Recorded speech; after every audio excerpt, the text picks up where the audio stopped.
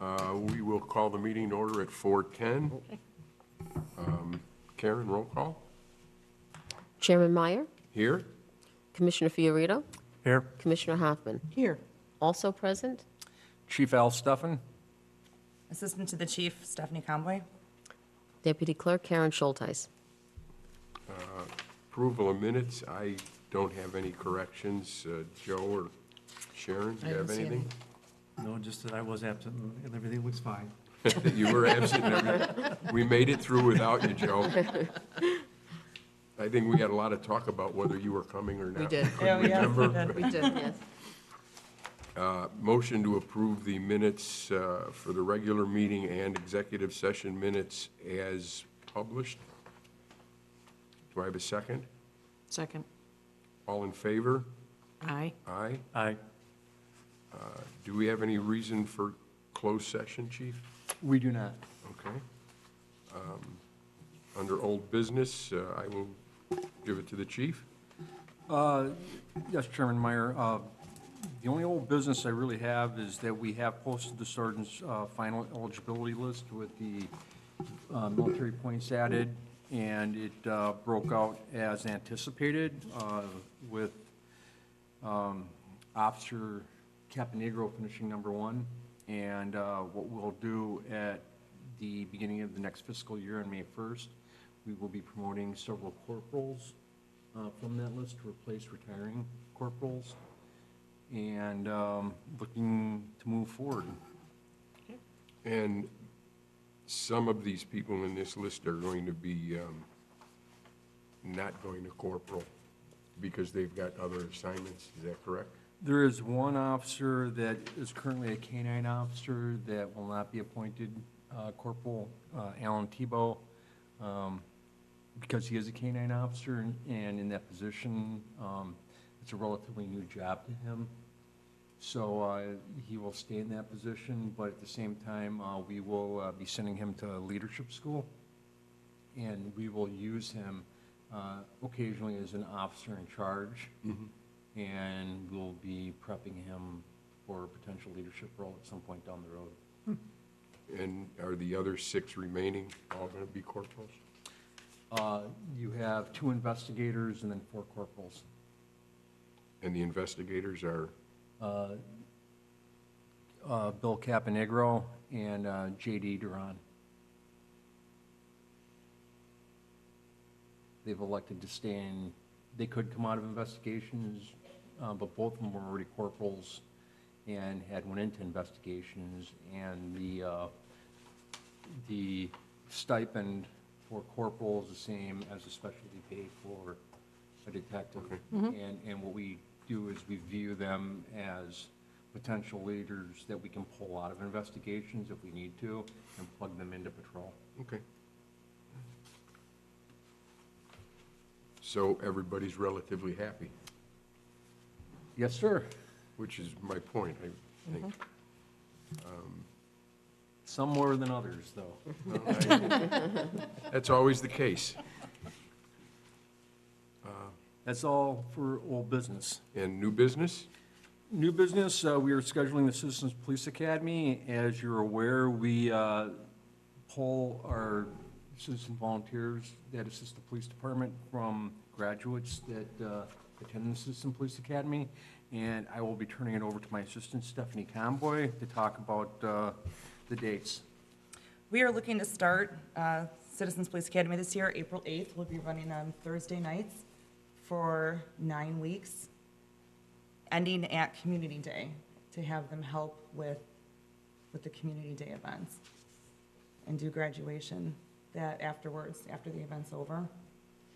We are looking to go more hands-on this year. I've been working with Sergeant Stone and Officer Buffont in scheduling a range day for them, and almost their possibility of a shoot-don't-shoot sort of scenario. We have new taser instructors. Officer O'Connor actually offered as well to come in and help and work with Officer Durman on the taser area for CPA. When you Officer, say hands-on, are they gonna get zapped? no. Okay. No, I just figure for them, it's probably more interesting See to it. do stuff than listen to us talk for 2 hours. So we're gonna set up a crime scene when they learn about forensics and let them do footwear impressions or learn how to do fingerprints. We had traffic stop scenarios that we'll have them do. They get to do, at the end, the one that I know everyone really liked was getting put into our shoes. And we would give them a call that they were going on. And it was Officer Buffont and I acting out each scenario and turning stuff around when they weren't expecting us to.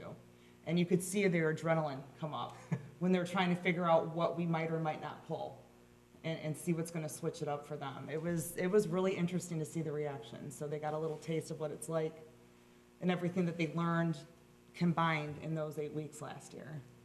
So we're looking to basically, hype it up to that and let one of their last ones be. We'll have the K-9 again. We're gonna have Mike Przicki come in with Officer Tebow to work with Bain to do one of their bite scenes with their demos. And he's also gonna talk about some building codes and what they do here in Prospect Heights, so they get a little extra, something different. We're looking to have one of the MEs come in and speak as a guest speaker, and possibly one of the Children Advocacy Center social workers when investigations talks. So they get to experience all the different things that different officers do. The Children's Advocacy Center, what they do is they, when we have a potential victim of child abuse, we actually set up an appointment with the Children's Advocacy Center where we meet with the family there, and the family gets, or the victim gets interviewed by a third party. And so they will never have to testify again. The interview is videotaped, and it's very, it's in a situation that a child would feel normal, and they're allowed to speak themselves, and they're not given any leading questions, and they're interviewed by trained forensic social workers. So hopefully we'll be able to have the social workers come out and actually talk to the class. And what's an ME? Medical examiner, sorry. A coroner. Thank you, because I was trying to figure that myself. Sorry. So is there like an application for this, or There is. how many people do you usually have in place? Last year was about 15 to 20. That's I good. think the average class is probably between 15 to 20. And how They many hours? stick it out all 9 weeks? 2. I'm sorry? They stick it out all 9 weeks? They do. They do, minus like a couple people had to travel for work, but Great. And that's all we have for new business. Department updates. We ordered 2 new squads to replace 2 older, our last Crown Victoria. We have a moment of peace for it. And one of our first SUVs that we purchased, and we're rotating them out of the fleet. And the city's authorized us to purchase 2 new squad cars. So we have 2 brand spanking new 2018, or 2017 Ford SUVs that we're adding to the fleet. One is at the installer getting emergency equipment put on it. The other one is at a decal place getting decaled up, Explorer size or Expedition size? expedition size. Oh, nice. And what was the reason we have one GM? What was the reason for that one? I remember the these- last year we got that, right? We actually got it several years ago. The sergeants, when they were polled, said that they would like to have a Tahoe because they like the room in the Tahoe and they carry around a lot of extra equipment.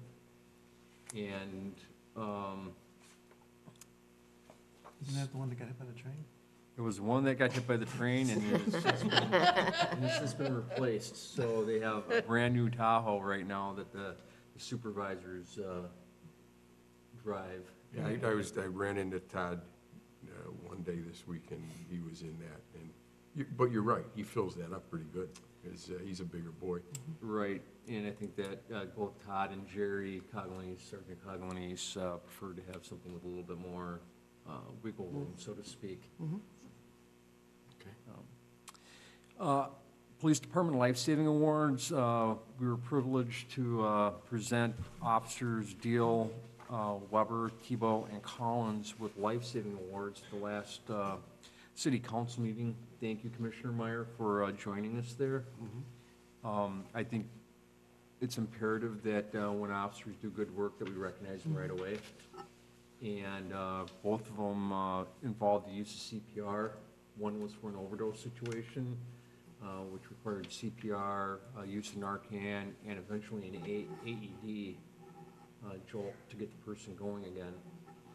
The second was CPR at an apartment complex. A person passed out, and there was neighbors that found him lying in the hallway, and the neighbors actually started the CPR, and officers arrived on scene and took over the compressions, and that was Officer Mitch Weber and Officer Alan Tebow that took over the compressions, and they tried to get their AED going, but the AED wouldn't register a heartbeat, and it needs to register something to kick off. Really? Yeah. So if you're straight line, it's not gonna turn on? Right, and so what they did was they kept the compressions going, and then when the paramedics got there, they have the next step up, Good old- right. and the person who was convalescing, they actually pulled through. Oh, good for them, wow. Great. So, good job all around. Again, Officer Alan Tebow, Officer Mitch Weber, and in the case with the overdose, Officer Collins responded to a call in Palwaukee Plaza and found two people performing CPR. One of them was the victim's wife, who suspected, she told the officers that she suspected that her husband had an overdose. And so Officer Collins administered Narcan, one dose, and it didn't do anything. And as he was readying a second dose, Officer Deal arrived on scene and pulled out his AED.